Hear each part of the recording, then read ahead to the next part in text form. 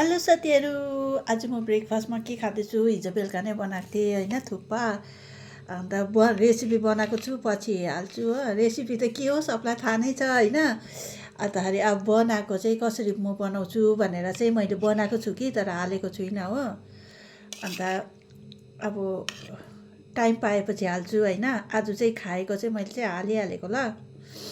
अन्त यहाँ आज म थुक्पा खाँदैछु बिहान बिहानै।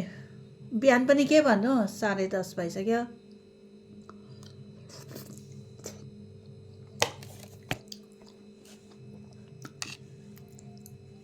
ए काउलीफ्लावर चाहिँ ठुल्ठुलो बनाएर हाल्छु नि त।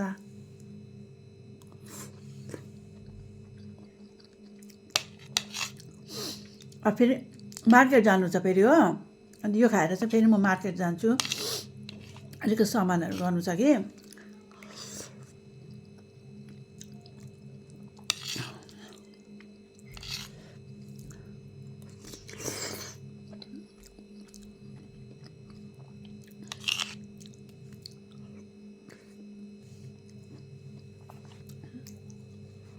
यो चाहिँ आँटाको थुक्पा हो नि, आँटाको थुक्पा बनाएको हेर्नु। यो आँटा काटेर बनाउँछ नि, त्यस्तो बनाएको नि।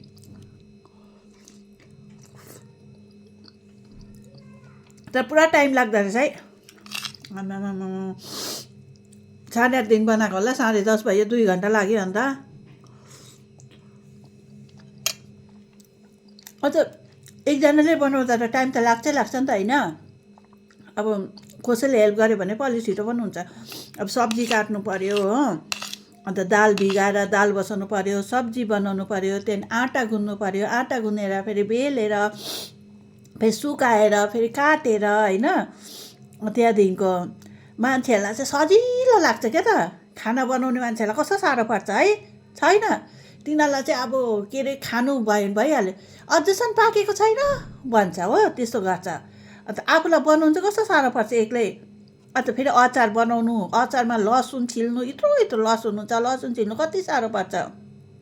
अन्त मान्छेहरू चाहिँ खानु मात्रै क्या त खानुमा चाहिँ ढिलो भयो भने कराएर गर्छ हो। अन्त ढिलो भयो अरे भन्दै अन्त बनाउनलाई चाहिँ साह्रो पर्छ नि। अन्त मिठो खाएपछि टाइम पनि त लाग्छ होइन।